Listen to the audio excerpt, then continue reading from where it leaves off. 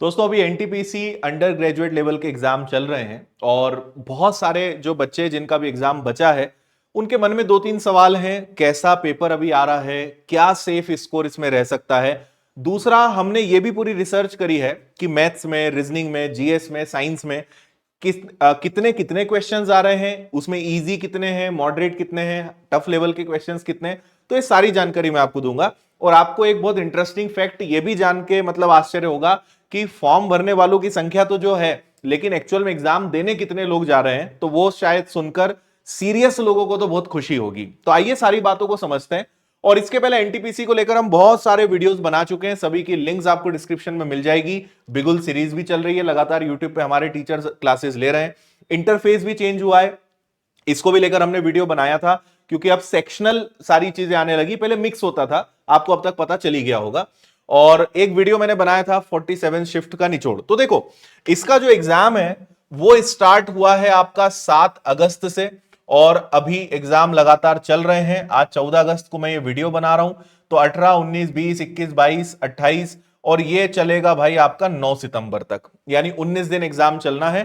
तो आधा हम कह सकते हैं, लगभग आधा नहीं, अभी आधे से ज्यादा ही बचा हुआ है। तो अभी इतने दिनों में जो पेपर का लेवल है, जिस प्रकार के क्वेश्चंस आए हैं, जिस पैटर्न के क्वेश्चंस आए, जो स्टूडेंट्स का फीडबैक है, वो मैं आपके साथ अभी शेयर करने जा रहा हूं। तो आगे जिन बच्चों का एग्जाम है वो उनके लिए बहुत अच्छी हेल्प हो जाएगी। सबसे बड़ा जो फैक्ट है वो ये है कि 37% उपस्थिति अभी निकल के आ रही है। जैसे ये अजमेर का है, तो पहले दिन 35,320 अभ्यर्थी बुलाए, इनमें से पहुंचे कितने, 16,130, यानी 19,000 लोग जो हैं वो अनुपस्थित रहे। मैंने पहले वीडियो बनाया है जिसमें बताया है कि लगभग 60 लाख से लेकर 63 लाख बच्चों ने इसके लिए फॉर्म भरे हैं। तो 60 लाख से ज्यादा ही लोगों ने फॉर्म भरा है। अब आप अगर देखो कि उसका 37%, चलो 40% भी ले लें, तो 60 लाख लोगों ने फॉर्म भरा है, लेकिन एग्जाम देने कितने लोग आएंगे, लगभग 20 से 25 लाख के बीच में। मतलब 1/3 आप कह सकते हो, एक तिहाई भी आप इसको कह सकते हो कि ये उपस्थिति रहने वाली है। इसमें वही लोग पहुंचेंगे जो एग्जाम को लेकर या तो सीरियस हैं या जिनकी पढ़ाई थोड़ी ठीक ठाक है, क्योंकि फॉर्म भरना एक अलग पार्ट है, एग्जाम देने जाना एक अलग पार्ट है। तो ये एक चीज है, बाकी सब कुछ इसमें डिटेल में लिखा हुआ है, आप इसको पढ़ सकते हो। आपके सबसे महत्वपूर्ण मुद्दे पर आते हैं कि सर सेफ स्कोर क्या रहेगा और अभी एग्जाम में क्या बाइफरगेशन है। तो अगर मैथ्स की बात करें तो मैथ्स के 30 सवाल हैं, रीजनिंग के 30 सवाल हैं, जीएस के 40 सवाल हैं, जिसमें करंट अफेयर्स, अदर्स, ये सब मिलाकर हैं। तो अगर सबसे पहले मैथ्स को देखें तो आप यहां पे पढ़ पाएंगे कि मैथ्स में टोटल 24 क्वेश्चंस, मतलब 30 में से 24 सवाल अगर हम देखें तो ये आसान आ रहे हैं, यानी 80% मैथ्स तो इजी है। 3 सवाल आपको लगभग ऐसे देखने को मिलेंगे जो मीडियम लेवल है, मतलब ये भी हर बच्चा कर ही सकता है। 3 से 4 सवाल आपको ऐसे देखने को मिल सकते हैं जो थोड़े से हाई लेवल के, टफ लेवल के हो सकते हैं। तो संख्या बहुत कम है, हम ऐसा नहीं बोल सकते कि पेपर बहुत कठिन आ रहा है। और अभी इस पे भी मैं आपको कुछ चीजें बताने वाला हूं। रीजनिंग में चलें तो यहां और अच्छी बात है, रीजनिंग तो वैसे भी यूं ही सबसे बनी जाती है। तो 26 सवाल आप देखेंगे मॉडरेट है, 2 सवाल लगभग, सॉरी 26 इजी है, 2 मॉडरेट है और 2 से 3 सवाल आपको टफ देखने को मिलेंगे। वहीं अगर जीएस की बात करें तो करंट अफेयर से सबसे ज्यादा सवाल आ रहे हैं, 10 से 12 सवाल आपको करंट अफेयर्स के देखने के मिलेंगे और बाकी सब मिलाकर आपको लगभग 28 से 30 सवाल देखने को मिलेंगे। तो ये तो स्टूडेंट्स ने जो एग्जाम दिया, जो एक्सपीरियंस किया, जो क्वेश्चंस आए, उसके आधार पर हमने बताया।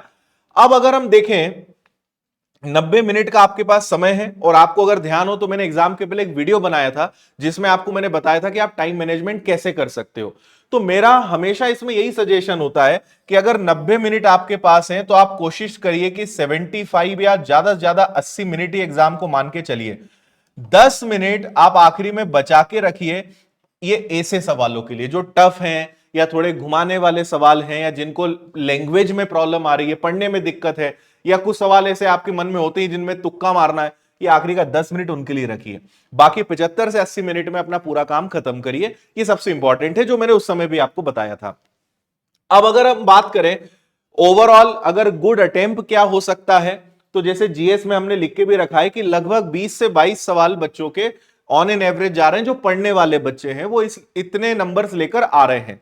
और मैथ्स और रीजनिंग तो आपको पता है कि भाई पूरा सिलेक्शन का खेल इन्हीं दो सब्जेक्ट पे डिपेंड करता है, क्योंकि जीएस में तो एवरेज प्रश्न ही आते हैं, मतलब एवरेज मार्क्स ही आते हैं, जितना पता है उतना ही पता है, बाकी कुछ सवाल तो ऐसे आते हैं कितना ही पढ़ लो वो कवर नहीं हो पाते हैं।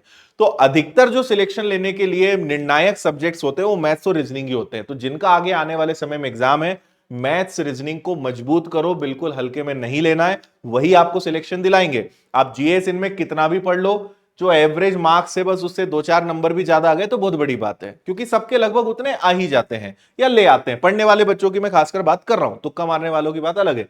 तो 20 से 22 गुड अटेम्प्ट हमारे हिसाब से उसमें होना है। ओवरऑल अगर मैं कहूं तो आप 75 से 80 या आप उसको 81, 82, 83 तक भी ले जाओ तो कुछ दिक्कत नहीं है। लगभग इतने आप कह सकते हो कि एक गुड अटेम्प्ट की कैटेगरी में आएगा, क्योंकि देखो वैकेंसीज बहुत कम है, फॉर्म भरने वालों की संख्या बहुत ज्यादा है, एग्जाम देने जो लोग आ रहे हैं वही अपने आप में 20 से 25 लाख है, जबकि वैकेंसी की संख्या आपको ही पता है कि शायद 4-4.5 हजार वैकेंसीज इसमें है। तो इतनी कम वैकेंसी होने के बावजूद अगर 25 लाख लोग एग्जाम देंगे तो कट ऑफ हाई जाएगा। कोई बड़ी बात नहीं कि कट ऑफ 80 से ऊपर भी जाए या 85 से भी ऊपर चला जाए।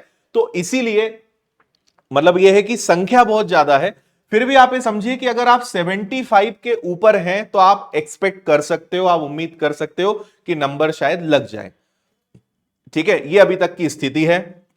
तो मैं चलो 80 भी मान लूं, तो 80 में से अगर आपने 20 के आसपास क्वेश्चंस जीएस से कवर कर लिए तो आपको ये मान के चलो कि 30-30 आपको जो है वो मैथ्स और रीजनिंग, सॉरी यहां पे अगर 80 प्रश्नों की हम टोटल बात करते हैं तो आपको यह समझना है कि मैथ्स और रीजनिंग जो है, क्योंकि ये आपको थोड़ा फिर बढ़ाना ही पड़ेगा, है ना, 25 है। और अगर हम इसको मान लें कि यार आपने एक दो सवाल भी छोड़े, 28-28 भी करे, तब जाके आप लगभग इसको टच कर पाओगे, है ना।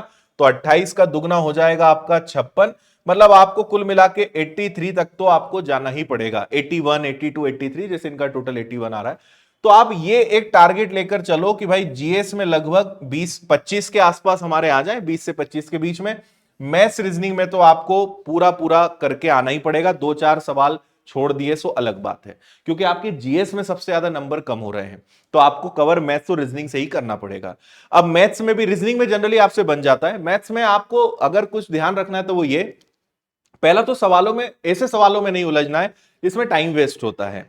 दूसरी बात आपको यह ध्यान रखनी है कि आपको लैंग्वेज को बार बार पढ़ने की आदत बनानी है। ऐसे प्रश्न जहां आपको लगे कि यार समझ नहीं आ रहा, उसको एक बार और अच्छे से पढ़ो, क्योंकि कई बार हम पढ़ने में गलती करते हैं और फिर उसमें टाइम खराब कर देते हैं। इसलिए पढ़ने पर अच्छे से ध्यान लगाओ कि क्वेश्चन को पढ़ो, उसकी लैंग्वेज को समझो और कैलकुलेशंस पे अभी से अच्छा काम करके जाओ, क्योंकि आपकी स्पीड मैथ्स में तभी आएगी जब आपका कैलकुलेशन होगा। और अब ये सब सेक्शनल हो चुका है, पहले तो मिक्स होता था तो सोचो और कितनी दिक्कत आती थी। सेक्शनल होने से भी कट ऑफ और कंपटीशन पे फर्क 100% आपका पड़ने वाला है, ये बात ध्यान रखना।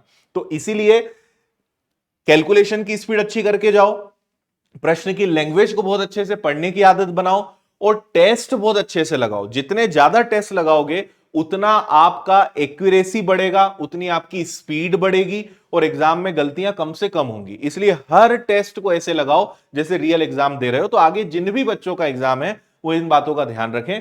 और ये एक आंकड़े हैं, ये बच्चों के फीडबैक्स हैं, लेकिन आपको बहुत ज्यादा इन चीजों को एकदम ऐसे सीरियस नहीं लेना है कि अच्छा ये है तो ऐसा करना पड़ेगा। बी नेचुरल, अपना जो बेस्ट हो सकता है, जो अपनी तरफ से अच्छा कर सकते हो वो करने का प्रयास करना है। ठीक है, मैथ्स में हमने लिख दिया कि यार 28 लाना है, 27 आ जाए, 26 आ जाए, 25 आ जाए, चिंता नहीं करनी है ना। ये नहीं कि नहीं इतना करना है, उतने प्रेशर में रह के हम चीजों को और बिगाड़ दें, इस बात का आप हमेशा ध्यान रखें। इसलिए ऐसी कोई घबराहट नहीं होनी चाहिए। डू योर बेस्ट, जो बेस्ट से बेस्ट कर सकते हो वो करने का प्रयास करो, बहुत ज्यादा चिंता नहीं करनी है, ये बात आप ध्यान रखें। बाकी ये एक आंकड़े हैं जो आपको पता होने चाहिए। तो सेफ स्कोर में बता चुका हूं, तो उम्मीद है कि आपको चीजें समझ में आ गई होंगी। बाकी जो बच्चे एग्जाम दे चुके हैं और फिर भी इस वीडियो को देख रहे हैं तो कमेंट करके थोड़ी सी अपनी राय बताइएगा, ताकि जिनका आगे एग्जाम है उनको थोड़ा सा और हेल्प हो जाए, है ना। बाकी बस विनर्स की ऐप पर जाकर आप अगर आगे और एग्जाम्स की तैयारी करना चाहते हैं, टेस्ट सीरीज किताबें, तो अभी 2 दिनों का 15-16 अगस्त को आपको बहुत अच्छा ऑफर मिल जाएगा, तो आप उसका फायदा ले सकते हैं। कोर्सेज, किताबें, सब चीजों पे आपको बहुत अच्छी चीजें मिल जाएंगी, टेस्ट सीरीज हो, कंप्लीट कोर्सेज हो, फाउंडेशन बैचेज हो, तो ये सब आपको मिलेगा विनर्स इंस्टीट्यूट ऐप पर। किताबों के लिए विनर्स पब्लिकेशंस ऐप है, ऑफलाइन पढ़ना है आप इंदौर आ सकते हो। सो दैट्स इट, इस वीडियो में इतना ही। उम्मीद है वीडियो आपको पसंद आया होगा और आपको कुछ जानकारी इससे नई मिली होगी। आगे फिर किसी नए टॉपिक पे नई जानकारी के साथ आपके साथ मुलाकात होती है। तब तक के लिए खुश रहिए, मस्त रहिए, मुस्कुराते रहिए। जय हिंद।